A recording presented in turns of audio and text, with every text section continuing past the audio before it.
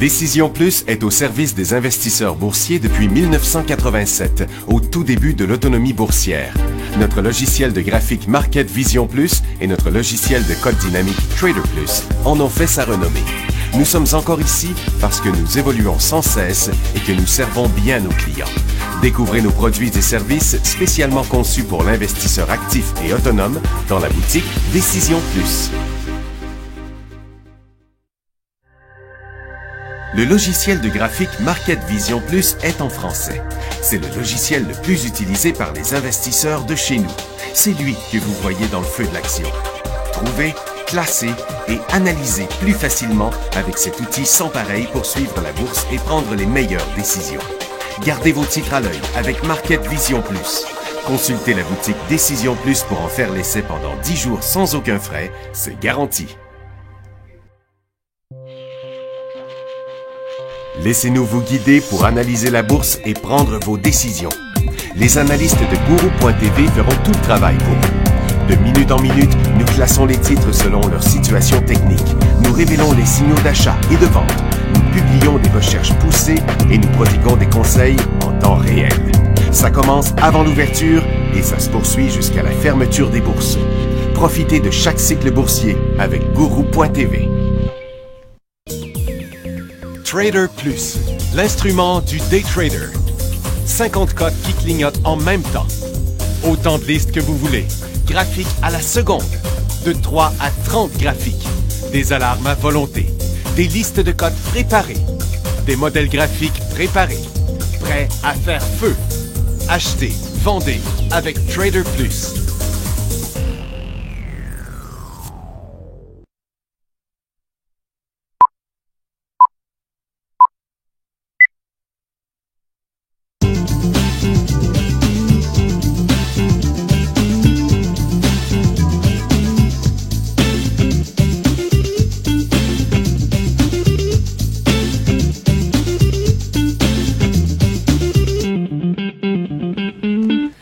Bonjour tout le monde, bienvenue dans le feu de l'action mardi le 15 décembre 2015. Les marchés sont en forte hausse depuis ce matin. On est allé plus haut que ça, là. Ça variait de 1,2 à 1,6 %. C'est un gros rebond, surtout des blue chips. Il n'y a pas de continuité sur le mouvement. C'est pas la première fois qu'on voit quelque chose comme ça. Ça arrive là que après une bonne chute des marchés. Comment ils font ça, je ne sais pas, mais les marchés ouvrent en forte hausse et puis après ça, ça se dégonfle. Puis c'est encore ce scénario-là qui prévaut dans le moment. Donc, j'ai un gros bémol là-dessus. Bon, bravo, ça fait remonter les positions qu'on a déjà pour ce qu'on avait encore.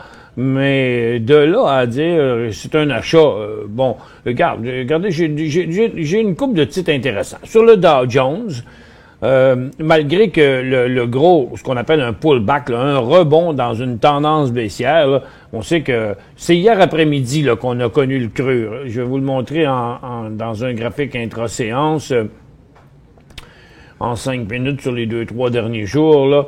Donc, le creux s'est fait hier. En fait, ça descendait encore à l'heure de l'émission, puis tout de suite après l'émission, bon, ça a viré de bord. Mais qui est responsable de ça? Un peu tous les titres du Dow Jones, mais surtout, quand même, le plus beau, c'est celui-là ici, là. Procter & Gamble, qui c'est pas un volume hallucinant, mais c'est une belle formation, par exemple. On a un début de cycle haussier ici. Et Johnson & Johnson, lui, c'est quand même plus intéressant encore parce que on a une traversée de résistance quand même assez importante. Je trouve que c'est les volumes qui manquent. Sur un mouvement comme ça, habituellement, on va avoir un volume beaucoup plus fort que ça. Donc, jusqu'à quel point c'est crédible, mais ce sont quand même les deux plus beaux mouvements sur le Dow Jones.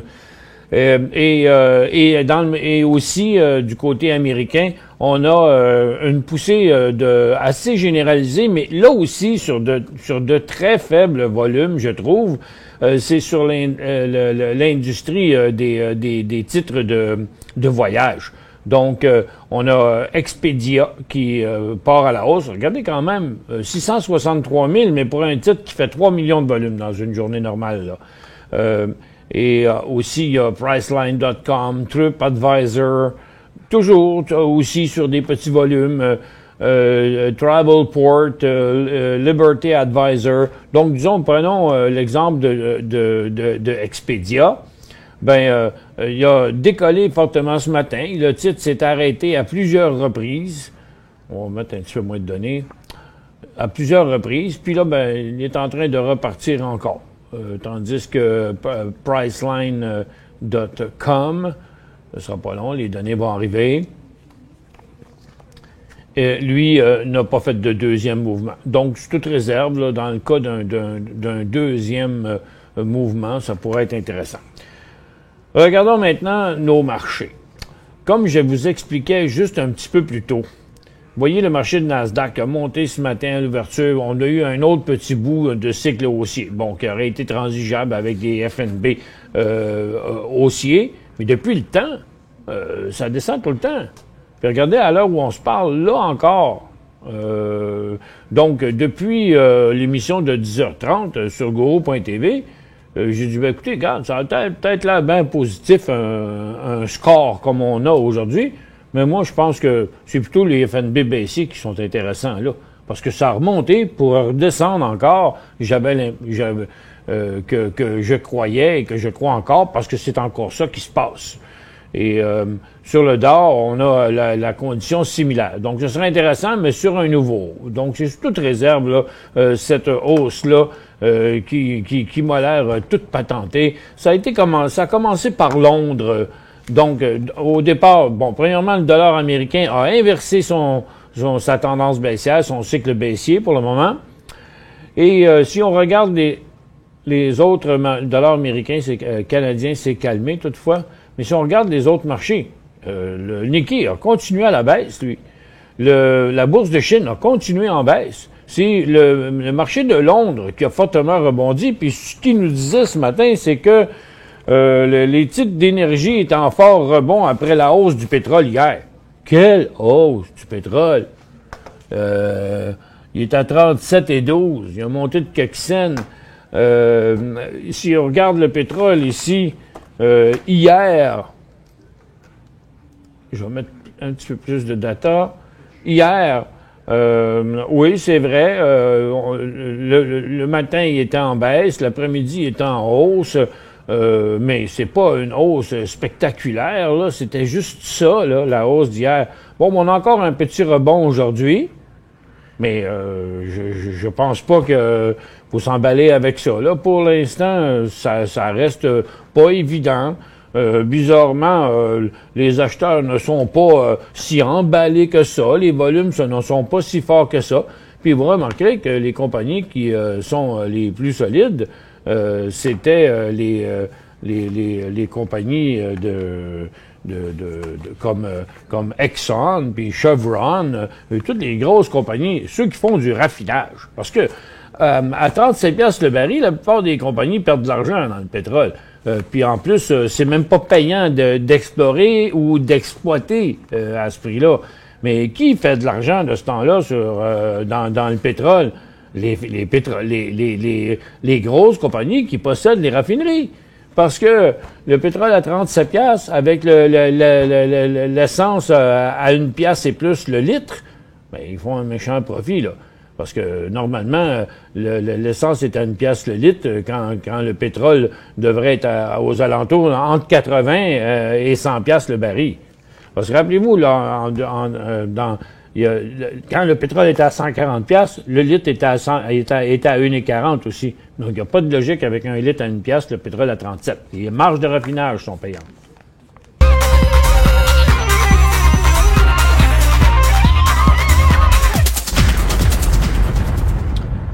Puis là, les pétrolières ont suivi de notre côté.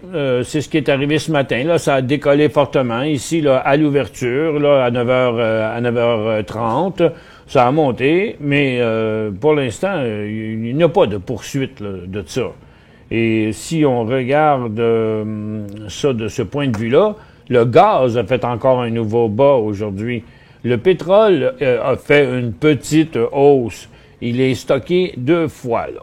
Donc ça peut être intéressant. En day trading, cet après-midi, Moi, je pense que le pétrole s'en vient là dans les prochaines minutes, mais si c'était le contraire, puis il partait par là, ben ce serait intéressant à cause du double point où les acheteurs ont arrêté d'acheter. Si ça redécollait là, ben on a un petit peu d'argent à faire avec HOU dans un petit bout. L'argent a décollé en hausse, c'est complètement dégonflé. L'or continue à descendre. Donc, les titres aurifères qui montaient ce matin, là, non, on ne croyait pas à ça. Et puis, là, ils ont beau essayer de revenir un peu, mais il n'y a pas de continuité à la hausse là, sur l'or. L'or reste en glissade. Donc, les titres devraient continuer à la baisse encore en après-midi tant que l'or va se maintenir à la baisse. Les mines, il y avait un rebond aussi ce matin. Dans la majorité des cas, c'est ce que je voyais. Comme des rebonds, mais des rebonds qui tiennent pas. Regardez l'indice minier. Il est parti comme ça ce matin, puis il est revenu à zéro. Ça fait que c'est bien trop risqué de s'embarquer là-dedans. C'est tous des petits rebonds dans des tendances baissières, comme Tech, comme First Quantum. Il rebondit même plus.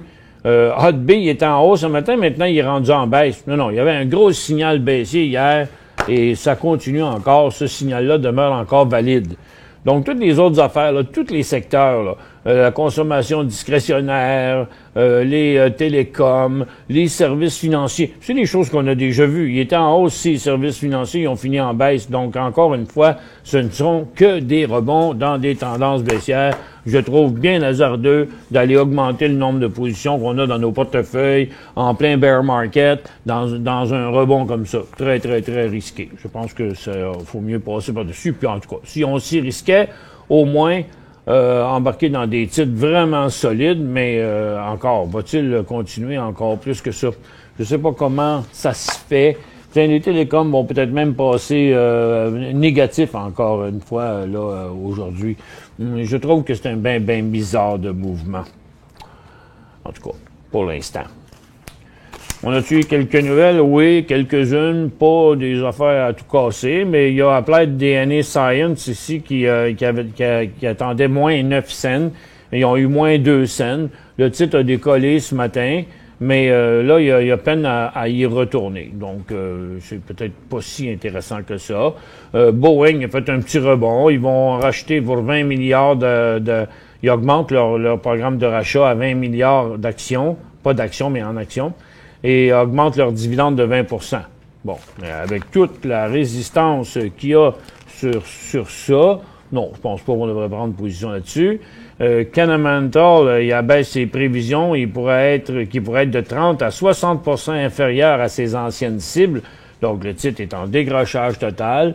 Lumber Liquidator, bon, ça, c'est une autre nouvelle bizarre. Pas de raison de monter tant que ça. C'est que il était en forte hausse parce que Whitney Tilson, un des premiers à avoir relevé une position à découvert sur le titre en 2013, a annoncé avoir fermé sa position. Autrement dit, moi, je vendais ça à découvert, puis là, je le vends plus à découvert. Bon, juste parce que lui a fait ça. Ben, regarde, il a ouvert à 18 et quelques, le titre, puis il est en train, il redescend depuis ce temps-là. Fait que moi, je vous dis, je crois pas bien à cette affaire-là. Et puis, Norfolk Southern, ils ont rejeté l'offre de CP encore, qui disent c'est pas mieux que la première. Puis, ils s'occupent pas des questions réglementaires, fait que ils sont pas heureux. CP, ben, il a monté un petit peu, mais il bouge plus. Valent Pharma, ce matin, ils ont annoncé des nouveaux records d'exécution avec Walgreens. Puis ils disent qu'ils ont l'intention d'étendre ce modèle-là de distribution dans les pharmacies indépendantes. Bon, je le trouvais intéressant ce matin. À partir de sa double résistance, j'ai dit, OK, on pourra y aller sur Valent s'il repart encore sur un nouveau, mais là, il s'est recorrigé. Donc, il n'y a pas grand-chose qui tient sur le marché là pour l'instant. Puis Hudson Bay, j'avais-tu une nouvelle? Oui, la baie du Son, Pros, il achète un détaillant de luxe en ligne qui s'appelle Gilt Group pour 250 millions. Bon, on chanceux d'avoir de l'argent avec un stock qui va mal comme ça. On s'en va à la pause dans pas long. Après, on va répondre à quelques courriels que j'ai reçus. Mais pendant ce temps-là, on va quand même vous ouvrir la barre de questions pour pouvoir communiquer avec nous. on vous ouvre ça pendant la pause. La première question sera de Gabriel qui veut savoir s'il devrait conserver ses Canadian Oil Sands, c'est-à-dire s'il devrait les vendre. Ben là, son prochain signal de vente est juste en dessous des 8 $. Pour joindre Michel Carignan et son équipe par courriel, écrivez à michelcarignan@decisionplus.com. 5 bonnes raisons de gérer vos investissements avec Banque Nationale Courtage Direct. Des frais de commission fixes à 9,95 en tout temps pour tous les clients et à partir de seulement 6,95 si vous êtes un investisseur actif. Aucun frais d'administration annuel si vous détenez plus de 20 000 $ dans vos comptes. La possibilité d'ouvrir des comptes enregistrés en devise américaine.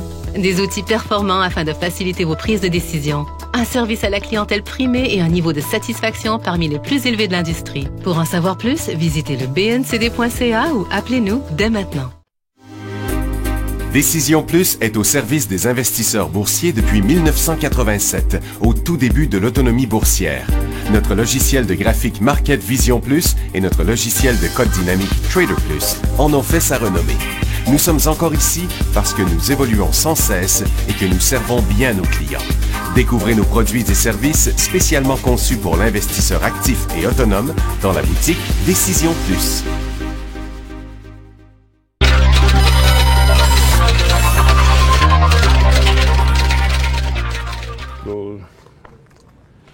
Bon retour, mesdames et messieurs. J'ai quand même un courriel qui date de quelques jours, mais Nico demandait si c'est-tu le temps d'acheter B2 Gold. Il n'a jamais venu donner un autre signal d'achat, puis là, pour l'instant, il redescend. Ça fait qu'on l'oublie, hein, Nico? Pierre dit... OK, pas important, ça. QSR, 48,20. Si ça descend, je conserve jusqu'à quel prix? Attendez un peu, là. QSR, pourquoi vous posez la question comme ça? Ça, c'est Restaurant Brand. Puis, c'est Charles qui dit QSR à 48,20. Il vaut 49,11. Si ça descend, je conserve jusqu'à quel prix? Bien, techniquement... Vous voyez, c'est un point super important, là, Restaurant Brand. Là. Son gros niveau de support, là, c'est environ ici. Là. Ce serait comme, vous gardez jusqu'à quel prix? Ça serait plutôt de dire à quel prix je les vends plus, je les garde plus, c'est-à-dire à quel prix je vends. OK? Ce serait comme dans les 46 à peu près. Mais vous avez payé 48,20. Donc, voulez-vous rester là jusqu'à 46? C'est la question. Là, à 49,11, vous êtes en profit. Petit profit, mais comme on dit, il n'y a pas de petit profit. Savoir qu'il passerait par là, on le garderait.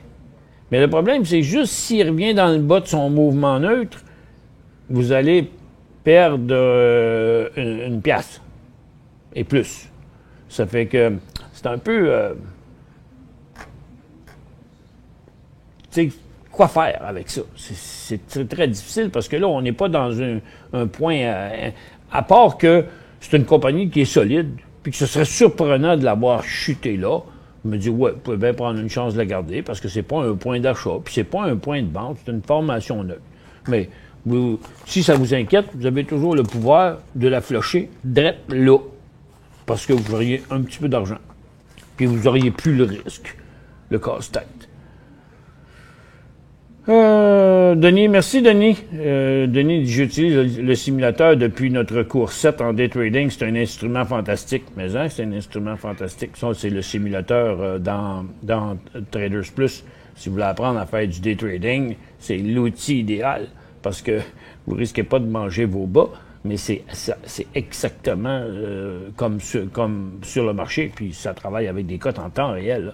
Donc, si vous arrivez à faire de l'argent avec ça, ben vous allez le faire pour le vrai aussi.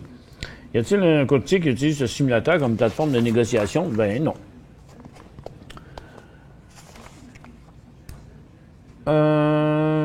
OK. Ça, c'est une question que je peux pas répondre. Peux-tu analyser SBB? Vous avez acheté à 65 cents. SBB. Sabina Gold and Silver. Vous l'avez acheté à 65 le 8 décembre. Merci à toi et à ton équipe. Marc-André de Granby. Merci Marc-André. Il va bien, Sabina Silver. Lui, il défie la gravité, là. Et par rapport aux autres titres aurifères qui vont pas bien, lui, il va très bien. Et puis, donc, quand vous l'avez acheté à 65 le 8 décembre, c'était juste là, dans le tout début de cette affaire-là. Pour l'instant, il continue encore à remonter. Moi, je vous suggérerais de réduire votre position. Aussitôt qu'elle remonte encore un peu, mettons 75. Regardez, aujourd'hui, l'hiver encore, l'or va pas bien, mais lui, il n'a pas rapport tellement avec la variation de l'or. On voit bien que quelque chose de nouveau. Il n'y a pas de gros volume, mais il suit une belle tendance haussière. Donc, je vous dirais, c'est comme peut-être réduire votre position à 75. Ça fait que comme ça, votre prix de revient il sera à 55. Donc, lui, il sera encore plus haut, puis le prix de revient de la moitié de vos actions qui restera à 55. Puis vous aurez entre les deux, si jamais ça revire de bord, pour les flusher complètement, puis sortir avec un petit profit, tout en vous permettant de rester dedans. Bonjour Michel et toute l'équipe. Ben bonjour. Gervais. Et j'aimerais savoir si un signal d'achat sur ACQ. ACQ, en tout cas, on est... Oui, c'est un courriel d'aujourd'hui, 15 décembre. Bon, écoutez, faut vraiment... faut être très positif. C'est que si vous voulez voir un signal d'achat là-dedans, c'est parce que vous aviez envie de voir un signal d'achat. Parce que je suis en train de nettoyer les volumes un peu. Là, il n'y a pas de volume en grosse augmentation. C'est normal qu'après des chutes comme ça rebondisse un peu. Embarquer toujours dans un premier mouvement, c'est quelque chose de rough un peu, là. T'sais. Quoique, quand il inverse son cycle baissier, on le voit dans son historique, là, c'est habituellement, il va faire un petit bout. Donc, en théorie, sa tendance est à la baisse. Attendez un peu, là. Sa tendance est à la baisse. Mais il y a quand même un potentiel, même s'il venait juste se rapprocher de sa tendance pour redescendre après, il y a quand même de l'argent à faire dans le pullback. Mais par règle générale, on ne recommande pas aux gens d'acheter dans des tendances baissières. Et puis, la tendance n'est pas vraiment inversée, même si le mouvement a l'air extraordinaire aujourd'hui. Regardez, je vais vous mettre ça dans un graphique de 15 minutes, là. Et on voit que le mouvement est inversé, mais il y a déjà beaucoup de fêtes depuis ce matin, là, 20,88 à 22,50. Là, on voit qu'il y a tendance à se calmer. Je vous dirais, pour essayer de pogner un upswing là-dedans, là, pour l'instant, vous voyez, la tendance diminue, là. OK? Il a peut-être déjà atteint son mouvement. Il pourrait se recorriger un peu, ou il pourrait faire une longue formation neutre. Moi, je dirais, s'il est pour monter jusqu'ici, il fera pas ça dans une seule fripe, là, comme il le fait jamais. Ce serait de profiter dans de voir que le mouvement veut continuer. C'est-à-dire qu'il y aurait au moins une bonne pause, une certaine correction, puis après ça, une reprise. Mais juste là, comme ça, là, ça a l'air d'un gros coup de pullback. C'est comme pas le signal du siècle, là, OK? Mais parce qu'il y a beaucoup descendu, il remonte un peu, mais c'est un peu touché. Un peu touché. On revient après la pause.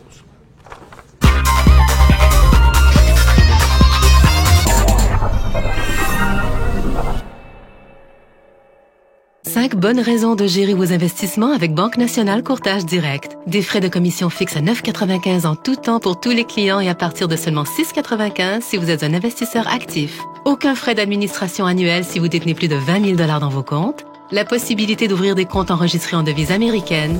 Des outils performants afin de faciliter vos prises de décision. Un service à la clientèle primé et un niveau de satisfaction parmi les plus élevés de l'industrie. Pour en savoir plus, visitez le bncd.ca ou appelez-nous dès maintenant. Laissez-nous vous guider pour analyser la bourse et prendre vos décisions. Les analystes de Guru.tv feront tout le travail pour vous.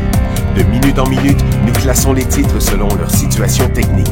Nous révélons les signaux d'achat et de vente. Nous publions des recherches poussées et nous prodiguons des conseils en temps réel. Ça commence avant l'ouverture et ça se poursuit jusqu'à la fermeture des bourses. Profitez de chaque cycle boursier avec Guru.tv.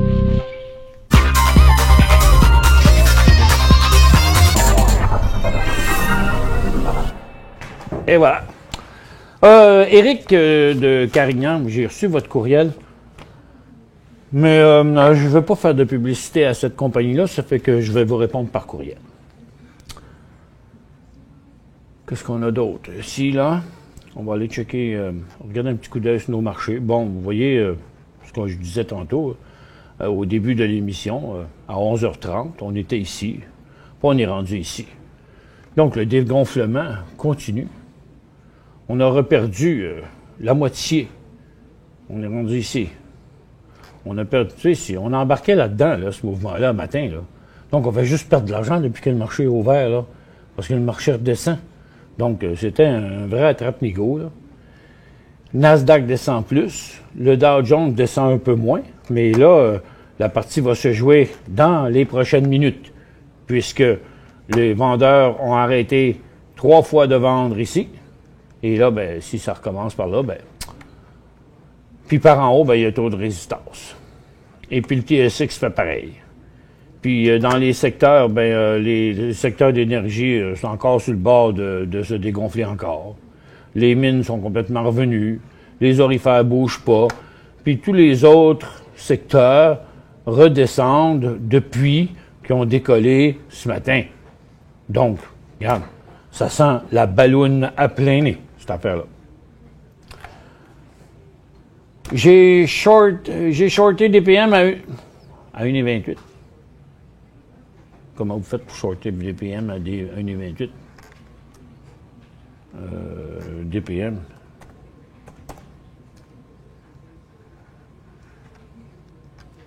Dundee Precious Metal.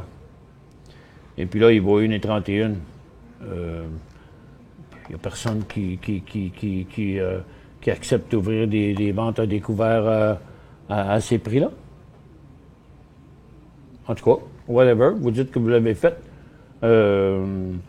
C'est drôlement risqué. Regardez, 1,28, 1,31. Pourquoi vous ne sortez pas de là? Ce serait la meilleure chose à faire. Moi, shorter des stocks à 1 piastre, là, c'est pas une bonne idée. Premièrement, ça peut rebondir bien trop fort, puis il y a juste 1 piastre à faire. C'est comme quand on short des titres à 10 piastres, là. Bon, quand il arrive à 3 piastres, à 2 piastres, là, on sort de là. Parce que le gros de l'argent est fait, le risque est trop grand pour ce qui reste à faire. Bonjour Michel, à toute l'équipe de Jerry. J'aimerais savoir s'il y a un signal d'achat sur ACQ. On n'a pas regardé ça tantôt, nous autres? Oui, hein? C'est un stock qui est pas mal suivi à Auto-Canada. Et CWB, c'est Canadian Western Bank, ça? Bon, lui, définitivement non. Parce que si vous embarquez là-dedans, ça veut dire que vous auriez embarqué là-dedans. OK? Et puis dans n'importe quel rebond comme ça dans les tendances baissières. La seule affaire, c'est qu'il est sur un bon support. Donc, à ce niveau-là, on pourrait penser qu'il y a des bonnes chances de rebondir jusqu'à 25 $. Ça, c'est la seule raison pourquoi ce serait à cause qu'il y a une grosse zone de support. Est-ce qu'il y a un signal d'achat? Non. Puis ACQ, je le trouve risqué. Anamix. Puis là-dessus, ben, je ne détiens pas le secret de la vérité, c'est mon feeling. Anamix à Toronto, un achat, définitivement, le titre il y a une situation positive, il va bien depuis un bon bout de temps, on sait qu'ils sont en train, ou ils ont fait une usine de lithium. Le volume n'est pas super extraordinaire, mais le mouvement est beau. Est-ce que c'est un point d'achat? C'est pas un signal de catégorie 9.5 sur 10, là. C'est quand même une belle avancée. Puis il y a un point assez simple, c'est qu'il y aura un signal de vente à 35. Puis là, il vaut 41. Donc, vous avez 6 cents de risque là-dessus. Le taux d'intérêt US monte, la bourse monte ou baisse? Taux d'intérêt US monte, la bourse monte ou baisse? Taux d'intérêt US inchangé, la bourse monte ou baisse? Écoutez, votre question n'est pas claire. Gogo, un nouveau go pour MMX. C'est Gogo qui demande si c'est un nouveau go pour NMX. On vient de répondre à cette question-là. Texte un achat? Non, sûrement pas. Sûrement pas. Sûrement pas. Pourquoi? Pourquoi on achèterait quelque chose qui va aussi mal? Oui, c'est une bien grosse compagnie, mais la situation n'a pas changé. Il tombe de même, puis il n'est pas tout seul. Tous les titres de cuivre sont en chute. Regardez, même Hotbay, qui était le plus fort, qui, lui, chute aussi. Non, on n'achète pas ça. Manuvie, achat. Tu sais, tout le monde demande toujours si c'est des achats. Manuvie, c'est quoi le symbole de Manuvie?